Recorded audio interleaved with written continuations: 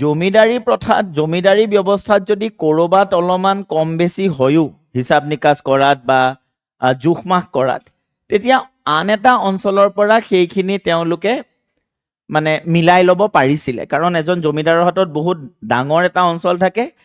কিছুমান জেগাত যদি অলপমান জোখতকৈ বেছি তেওঁলোকে হিচাপ কৰিলে বা অভাৰ এষ্টিমেশ্যন হ'ল, তেতিয়া বেলেগ এটা জেগাৰ পৰা সেইখিনি কম্পেনছেট কৰিব পাৰে, বেলেগ এটা জেগাৰ পৰা তেওঁলোকে সেইখিনি মিলাই দিব পাৰে।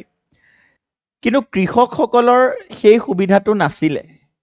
কৃষকসকলৰ হাতত ইমান বৃহৎ পৰিমাণৰ অঞ্চল নাছিলে, সৰু সৰু মাটিত তেওঁলোকে খেতি কৰিছিলে। গতিকে এনে পৰিস্থিতিত মাটিৰ জোখ-মাখ বা এই যোনটো হিচাপ হৈছিলে, ৰাজহৰ যি পৰিমাণ ধাৰ্য কৰা হৈছিলে, তাৰ কাৰণে তেওঁলোকে বহুত একুৰেটলি মেজাৰ কৰাটো জৰুৰী আছিলে। তেওঁলোকে শুদ্ধকৈ হিচাপ কৰা, শুদ্ধকৈ জোখ-মাখ কৰাটো খুব দৰকাৰী আছিলে। কাৰণ ইয়াতে যদি অলপো কম বেছি হয়, কৃষকসকলে সেইটো আন এটা জেগাৰ পৰা আনি মিলাই দিব নোৱাৰিছিল।